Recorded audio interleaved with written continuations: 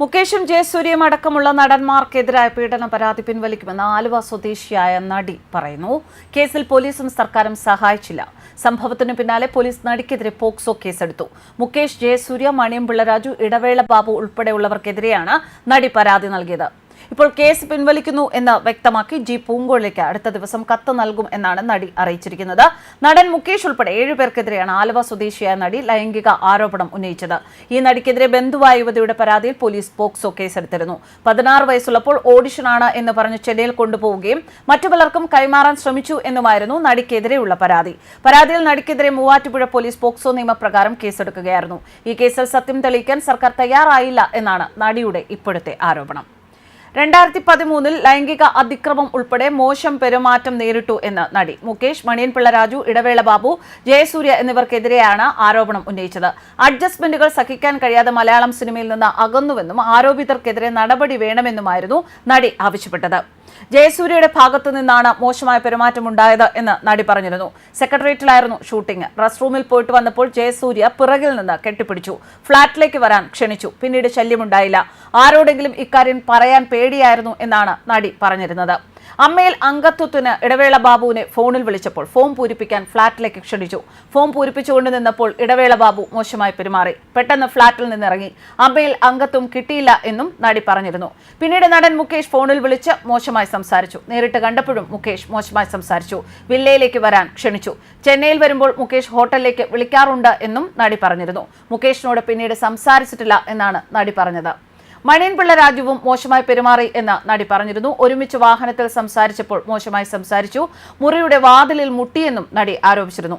താൻ സമൂഹത്തിന്റെ നന്മയ്ക്ക് വേണ്ടിയാണ് മുന്നോട്ട് വന്നത്. ലക്ഷ്യം ഇനിയും ഒരു പെൺകുട്ടികളോടും അഡ്ജസ്റ്റ്മെന്റ് ആരും ചോദിക്കരുത് എന്നാണ്. എന്നാൽ തനിക്കെതിരെയുള്ള കള്ള പോക്സോ കേസ് തെളിയിക്കാൻ ഗവൺമെന്റിന് കഴിഞ്ഞില്ല. മീഡിയ പോലും മുൻപോട്ട് വന്നില്ല. അതുകൊണ്ട് എല്ലാ കേസുകളും പിൻവലിക്കുന്നു. കാരണം പോക്സോ കേസ് കള്ളക്കേസാണ് എന്ന് അറിഞ്ഞിട്ടും ആ സ്ത്രീയെയോ അവരുടെ പിറകിലുള്ളവരെയോ പിടിക്കാൻ ശ്രമിക്കുന്നില്ല. അതുകൊണ്ട് താൻ എല്ലാറ്റിൽ നിന്നും സ്വയം മാറുന്നു എന്നും നടി.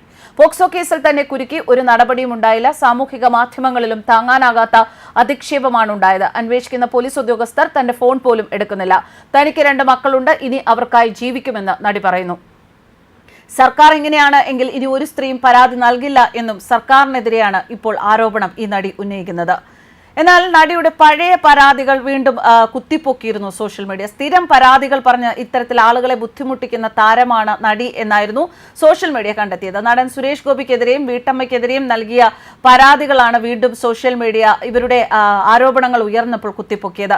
ഫ്ളാറ്റിൽ അതിക്രമിച്ചു കയറി തന്നെ മർദ്ദിച്ചു എന്ന നടിയുടെ പരാതിയിൽ ട്വിസ്റ്റ് ഉണ്ടായിരുന്നു. നടി തന്നെയാണ് ആക്രമിച്ചത് എന്ന് പറഞ്ഞ് ഫ്ളാറ്റിലെ അന്തേവാസിയായ വീട്ടമ്മ രംഗത്ത് വന്നതോടെയാണ് പരാതി വ്യാജമാണ് എന്ന് തെളിഞ്ഞത്. തന്റെ മാതാപിതാക്കളെ അസഭ്യം പറഞ്ഞുവെന്നും പരാതിക്കാരി പറഞ്ഞിരുന്നു. തന്നെ നടി മർദ്ദിച്ചുവെന്നും വീട്ടമ്മ പറഞ്ഞു. പിന്നാലെ സംഭവത്തിന്റെ വീഡിയോ സോഷ്യൽ മീഡിയയിലൂടെ പുറത്തുവരികയും ചെയ്തു.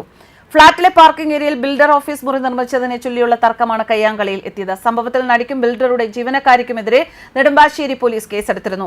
നടിയുടെ പരാതിയിൽ ബിൽഡറുടെ ജീവനക്കാരിക്കും സഹായിക്കുമെതിരെ കേസെടുത്തിരുന്നു. വീട്ടമ്മ തന്നെ മർദ്ദിക്കുന്ന നടിയുടെ വീഡിയോ സഹിതമാണ് പോലീസിനെ സമീപിച്ചത്. ഇതിൽ നടി അവരെ പിന്തുടർന്ന് മർദ്ദിക്കുന്നതും എല്ലാവരും കണ്ടതാണ്.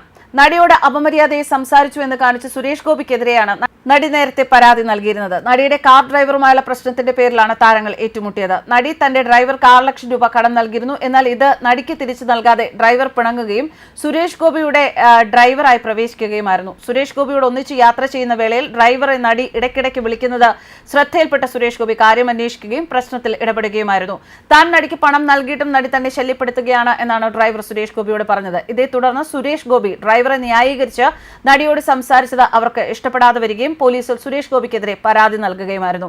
ഇത്തരത്തിൽ ഒരുപാട് പേർക്കെതിരെ പലതവണ പരാതി പല രീതിയിൽ ഉന്നയിക്കുന്ന വ്യക്തിയാണ് നടി എന്ന ആരോപണങ്ങളാണ് ആ സമയത്ത് സോഷ്യൽ മീഡിയയിൽ ഉയർന്നു വന്നത്. എന്തായാലും ഇപ്പോൾ എല്ലാം അവസാനിപ്പിച്ച് നടി തന്നെ പിന്നാക്കം പോയിരിക്കുകയാണ്. ന്യൂസ് ഡെസ്ക് കർമ്മ ന്യൂസ്.